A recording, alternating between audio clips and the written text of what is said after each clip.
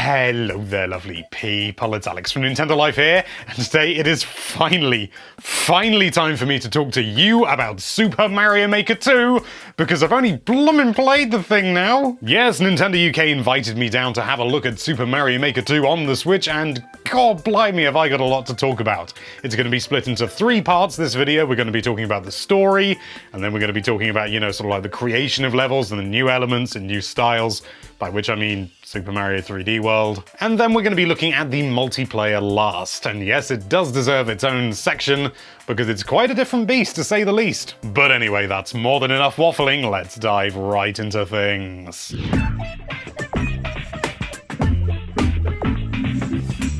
So the story mode. Now, I do have to say up front, unfortunately, I don't have any footage of the story mode because we just flat out weren't allowed to capture any of it. I have absolutely no idea why, but as such, if you do see any footage, it'll be from trailers and stuff like that. Bleh. So I played a decent chunk of the story mode, and honestly, it's about what they've said it is. It is just a series of levels that you can play, and yeah, I mean, obviously we had that in Super Mario Maker 1, however, it is quite different here, because there's the whole thing that the castle's disappeared, oh, who could it possibly be? Whoa. And it's basically your job to rebuild it, and to do that, you need to complete levels that will give you coins, and, you know, sort of you'll get bonus coins for any coins you collect in the level, and then use those coins to rebuild the kingdom. It's logical and makes perfect sense, and that's how all houses are built. The levels that I played were overall relatively easy. It was right at the start of the game, it wasn't halfway through or anything like that. And yeah, they were quite fun and entertaining. There was a lot of variety in there, and I don't think you should go in expecting traditional Mario levels. It's not that sort of typical sort of, you know, you start at the beginning, you do all the things, avoid all the enemies, and get to the end, and platforming happens on the way. It's much more Super Mario Maker style levels. So there are quirks and weird things going on, and sometimes you've got to solve puzzles, you know, an entire level is going to be a puzzle thing, and things like that. So it's very different to a normal Mario game. However, the quality of the levels themselves is absolutely stellar. It's just what you'd expect from Nintendo. They've clearly been play tested and, you know, refined, and they've, you know, been through so many different iterations and come up, you know, with the end result, and it is absolutely wonderful. Every single level felt like fun. Some of them were a bit basic, but they were early levels, and some of the ones that I played towards the end, when I say towards the end, I mean towards the end of my session, I was still only like 7% of the castle complete. They did start to spice things up a bit and start doing some stranger and more unusual things, and really, as much as anything, it's a showcase to show you how the different elements in Super Mario Maker can work, and as far as I can tell, it's probably going to cover pretty much everything. Again, I really don't know, because like I said, I only got 7% of the way through, and I wasn't there for that long playing that, so, you know, the fact that I got 7% of the way through may sound like, oh, well, you'll complete it in no time, but I don't think you will. I think it's actually going to take a fair bit longer than, you know, sort of proportionally. It's like when you're, you know, like copying files over and Windows says it's going to take 8 minutes and it takes an hour. The levels to begin with are inherently going to be easier than the ones later on. And also as you progress, you need more coins to rebuild the castle, you know, different sections and stuff like that. The foundation's nice and quick and all that. However, an interesting thing also, when you're rebuilding the castle, you have to use coins, as I mentioned, and you use the coins, and then, you know, sort of the toads start work, but you won't then be able to just buy another bit of the castle straight away. You've actually got to complete some levels and allow time to pass in order to be able to continue building another area. So no matter what you do, you're going to be playing a lot of different levels, and you're going to be forced to play some that maybe you would have thought, no, I won't bother with that one, but you'll go back and play it, and you'll think, actually, you know what? That was a fun level, and I learned something new. The area that Mario can walk around in, and well, when I say walk around, I mean up and down, just like that, it seems surprisingly large, actually, so I have a feeling, and this is no confirmation whatsoever, but once the castle is finished and all that, there will still be other stuff to do in the story mode, because the castle, you know, when you look at the foundations, it just takes up one screen, and you've got about, at a very rough guess, I would say maybe 6 or 7 screens worth of stuff, you know, of real estate, and even then, it looks like there are areas that are blocked off, and so you can go further than that. I mean, it seems like the story's actually going to be pretty damn substantial, all things considered, especially for a Super Mario Maker game. And there's even realistically, arguably, more plot than a normal Mario Maker game, and it's just a part of one, you know, sort of very different Mario game. So yeah, I was genuinely really surprised by the story. I didn't think it was going to be, you know, great shakes or anything like that. But even no, I am well impressed. I think it's going to be really good. Of course, the proof of the pudding will be when I've played more of it, but as it stands right now, the brief preview I had, it's getting 2 thumbs up. Oh, I forgot to mention, there is one level, and it was absolutely brutal, where you're not allowed to leave the ground, and you've probably seen that if you've been following Super Mario Maker 2 stuff really fervorishly. You can create a level where a clear condition says you're basically not allowed to leave the ground and then land again, which is... when it actually comes into practice, I imagine the level must have been really tricky to make, because there's loads of stuff like, you know, a Monty Mole bursts out of the ground and it's got a bullet bill on its head, and you sort of walk over on sort of like a bridge, and it walks underneath you and then carries you off and stuff like that. Really sort of deep level stuff that's really, really exciting, but very hard. I imagine, well, I imagine if I went back it would probably be easier now that I know what to expect, but even so, when you first play it, you're like, oh my god, I can't press the B button. Or the A button, if you're weird like that.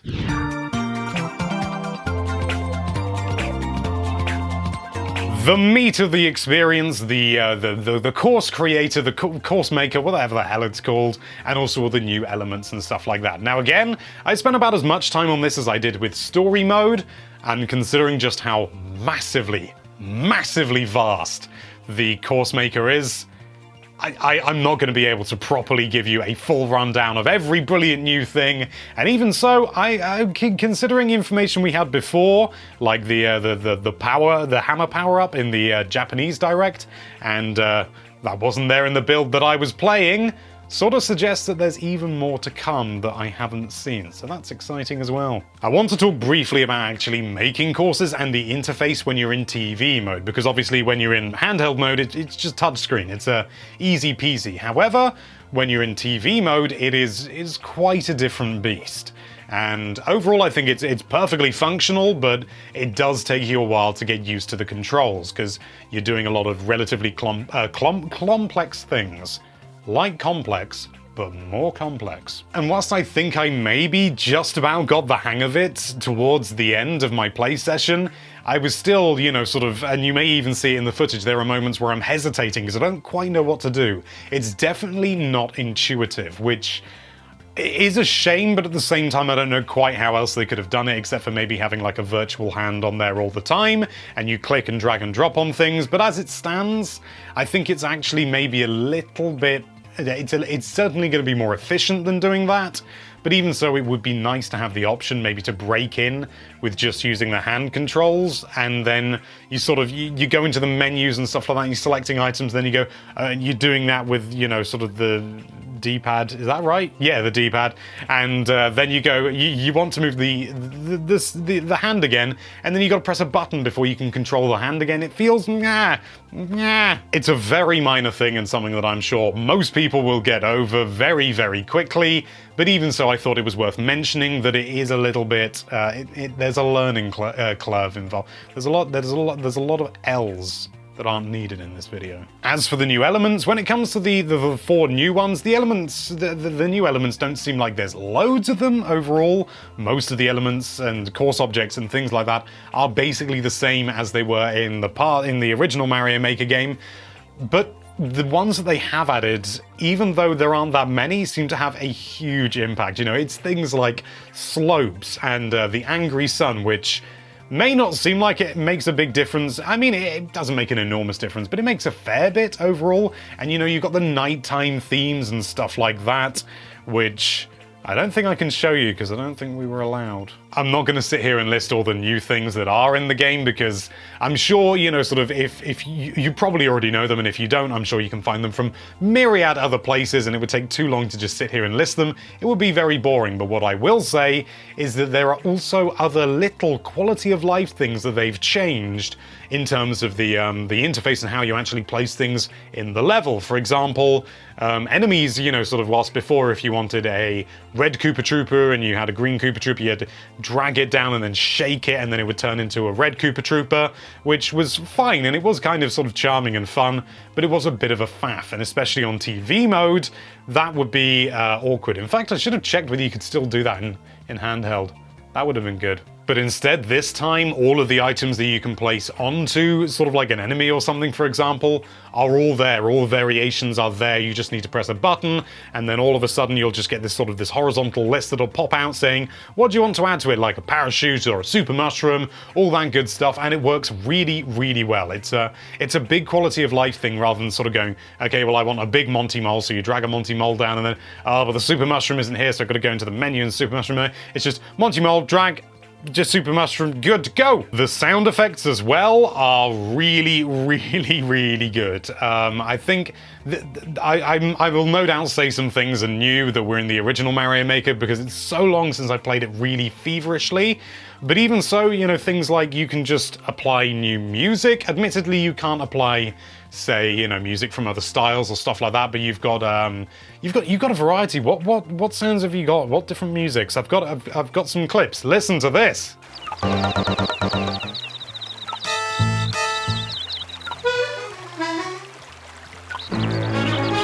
And those are the full music tracks from those games, which is, you know, so we can finally put to rest what the Super Famicom thing was. It's Super Mario Kart, so that makes sense how when they got in the car it did the thing. And I'm not entirely sure if you could do this in Super Mario Maker 1. I've heard some people say you could, some people say you couldn't, and I don't have time to actually check, as ridiculous as that sounds, because my Wii U is somewhere. You can just drag the music onto Mario, and as a result, that music will play throughout. So if you want to make a Super Mario Galaxy themed stage, you just flat out can just drag and drop it onto Mario, and the moment he hops in, the Wii logo will go woo, and then it'll go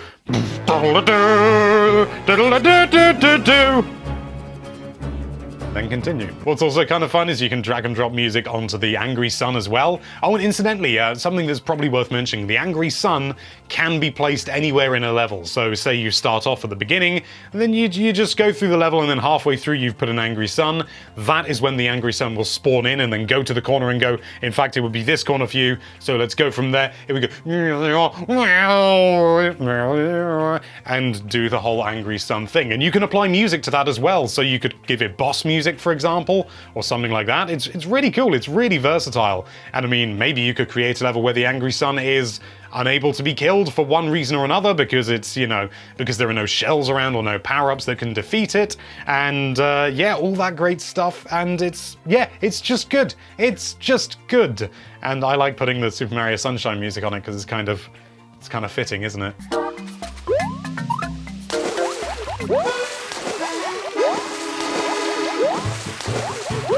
Another thing that seems relatively minor overall, but I think will have enormous application, is Scroll Stop. Oh lordy. The way that Scroll Stop works is you basically just, as tall as the screen is, you put a line of vertical blocks down there, you know, sort of, and as wide if you want to just make it a room. As wide as it is, you just put a line of horizontal blocks, and it won't go up. I think. I don't think I checked that. And then the game's just clever enough to go, okay, I'm not going to scroll here, and it'll just go to the end, and that'll be the edge of the screen. And as a result, rather than having these great big, you know, sort of walls of blocks that people had before, you know, to sort of try and give the illusion of these big, expansive worlds where, you know, sort of rather than just one sub-area gives the illusion of many, now you can go way beyond that and give the illusion of having this huge sprawling world, and maybe even, you know, sort of several layers, you know, so you've got a layer that's underwater in the jungle theme, and then you go through a pipe, and then you come out to the top on the other side, and you go through, I'm doing it in reverse again, let's start that again. So you start over here, and you go all the way through, and you're underwater in the jungle theme, you get to the other end, you go through a pipe, and then you come up here, but you won't be able to scroll down. It will give a complete illusion that now you are in a jungle area. Then you go across there, and you go into another pipe, and then all of a sudden, oh, you're in a vertical sub-area, which, holy lordy, I have to talk about. I can't remember the exact number of blocks it is. I did do a video about it. May not be out yet at the time you're watching this. Maybe it will. I don't know. But here's a clip telling you how tall sub-areas can be. Vertical sub-areas, because they are enormous. Here we go!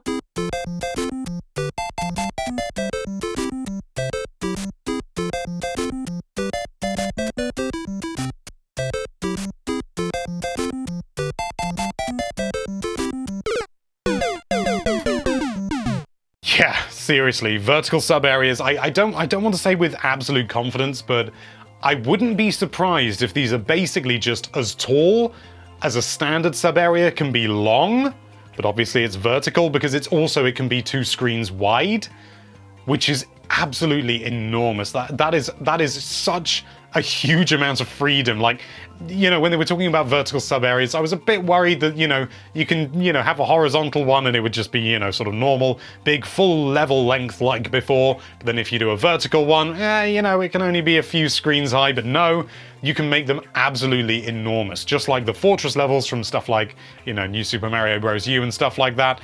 And you know, use the scroll stop so you can create something that's sort of half length and then use, oh, there's just so much you can do with it. And then of course you can essentially have it twice as tall if you have a pipe at the top, because then you just have all the tall and then you have a pipe at the top and then it goes up to the other one, and because of scroll stop, ooh, it's good. Oh, there's going to be so much application. So I'm only going to talk relatively briefly about 3D worlds as the new style, as it were. In fact, that's literally what it is. Yeah, I really like it. I really like 3D world. It feels... I was about to say it feels exactly like 3D world, except for with... except that it's 2D, but there are a few subtle changes here and there. For example, when you're doing like the cat dive, I don't believe, I'm gonna have to double check this in the footage, but I don't believe you sort of spin in the air and then dive, you just go wow, straight down. Or maybe you always did that, I don't know.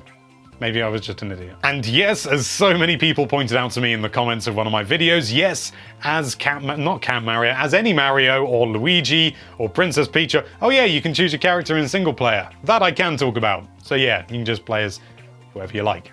They all behave the same. But you can long jump when you're in 3D world style. And when I first started doing it, I was pressing ZL and then pressing A, you know, crouch and then jump and stuff like that. And it was happening weirdly quickly. And it turns out you just press ZL or ZR, I think. Either one will do, and you'll just do a long jump, provided, of course, you're running fast enough. I don't know why they decided to do that. I'd kind of like that to be crouch still, so I could do the crouch long jump, because that's what I know, you know? But it's not a big deal. It's not a big deal. The fact that you can do it is the big deal. And there's also, what is there you can do? You can do all the things like, you can crouch and go, oh, ooh, woohoo! Which is the literal name of the move. You can do the charge backflip, whatever it's called, I don't know. And basically, you can do like the roll as well, or, you know, sort of, I think it's the slide as the cat. Basically, 3D worlds, pretty much, I don't want to say entirely, because there's probably some sort of subtle thing I've missed. The full moveset is there, which is fantastic and absolutely enormous. And I'm so pleased, because the fact that it's not compatible with the other styles, it gives it a real strong identity, you know? A really strong identity. A really strong identity. But overall, I really like it. The new core semblance are all great and stuff like that. And the style, it looks absolutely beautiful, and it really, really highlights just how basic the new Super Mario Bros. Style is compared to 3D World. 3D World, it just pops, you know? It just looks so much better in every way. New Super Mario Bros. Get in the bin.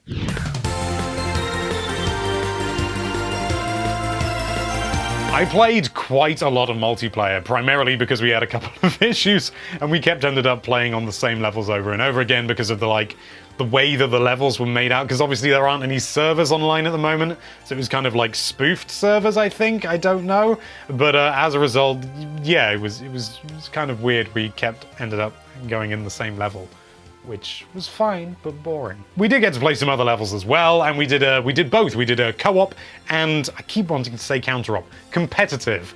The competitive one, you have to have multiple switches, which is why you'll see that, and the easy way to tell is any footage that you see will be in handheld mode for competitive multiplayer, with some annoying glare that I thought I'd worked around, but I didn't. And all the co-op stuff is done on one TV, because you can do that. You can share a screen and just play offline multiplayer, 4-player, up to 4-player, on just one system, which is great. However, you can't do that with competitive because everyone needs their own screen, which I suppose maybe you could have done split screen, but meh. Cooperative multiplayer it's a lot of fun. It's kind of chaotic in its own way, but there are some elements where it really does actually, you know, you can even slightly sabotage the other players just ever so slightly, you know, sort of just bounce them off the edge or something. And you know, that can genuinely be really quite a lot of fun. Bounce off their heads and something and send them plummeting. Anything like that, you know, there's loads of stuff you can do. It's a good time, and I'm pleased that now that there are going to be levels that are tailored to that sort of experience, because for a long time in, you know, things like New Super Mario Bros. And New Super Mario Bros. U, where 4-player multiplayer was really a thing, it never felt right. It always felt like you were sort of just shoehorning multiple players into a one-player game. However, now because it's Super Mario Maker, you can specifically make multiplayer-focused levels, which will probably still have to be, you know, playable single-player. But even so, you know, you can play multiplayer, and you can just, you know, make the levels suitable for that. So maybe make them a little bit more open, maybe make the platforms a bit bigger, or maybe make the platforms really tiny so everyone's struggling to get on them. You know, you can play off those things and you can really tailor the experience, which is really great. And it was a lot of fun, actually, a lot more fun than I've had with most Mario multiplayer, probably because it felt like we weren't necessarily, I mean, we were trying to get to a goal, but it wasn't like we were trying to progress in a story. We were just having fun, you know, can we get to the end of this level? Shut up. And so yeah, it was really good. I really liked it. Competitive multiplayer, however, that is amazing. Like, that is really good.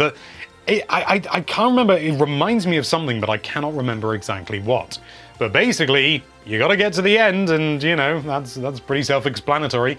But you can tailor the levels to specifically suit that kind of gameplay, which we've never really been able to do before. We've never really done competitive multiplayer before.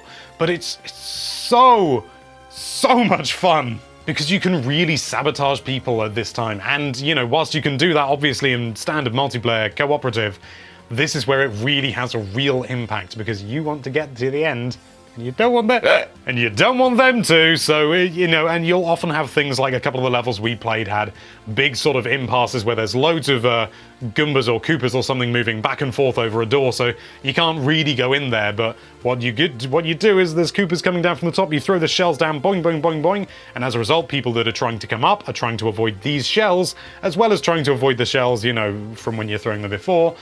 So you can get up there and you can start throwing shells and clear it as quickly as possible, or you can hang out, you know, sort of just to the side and just let someone else do it, and then just jump a bit up and down, and then allow them to be completely cleared, and then you can, before the other person can get down there, you can just quickly go, ha-ha, go in the door and reap the benefits of their hard work. And, you know, sort of, you can be struggling on one area time and time again, but as soon as one person clears it, it's clear for everyone, unless you make it not, you know, by having enemies constantly sort of being respawned through pipes or whatever. But even so, you know, on the whole, it's going to be, once there's an obstacle cleared, you know, everyone can do it. So it's that sort of weighing up of, do I put the effort in, or do I try and sneak in at the last minute, or do I try and circumvent it entirely and leave everyone still really trying to required to clear this area, and I'm already, you know, zooming ahead and give yourself a really big lead. There's loads of stuff you can do in that regard, and it's just so much fun. It's just so entertaining to see that many people going around, and, you know, just to play with other people and play with them in a way that, you know, co-op is fun, but I imagine it would get tired relatively quickly, especially if you're just, you know, because, you know, it's fine to be friendly, but sometimes, you know, the real fun is when you're playing against other people. You know, it's a fight, it's a struggle, and that works really well. And the fact that you'll be able to do that online, oh, I am really, really excited about everything now. I mean, I did have some reservations going in, and, you know, when I first got the email saying, Alex, come down, I was like, that's pretty hype, yo. But then as time went on, I had loads of other stuff going on in my life, and then, you know, I arrived, and I thought to myself, yeah, this is going to be fun, and then I was so brilliantly and pleasantly surprised, which was absolutely wonderful.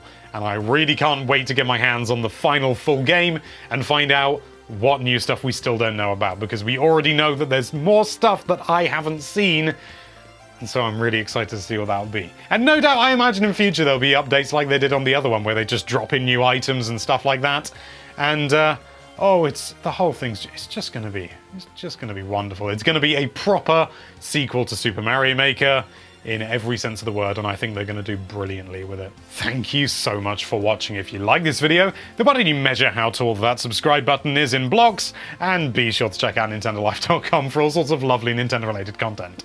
Thank you again for watching. Bye-bye.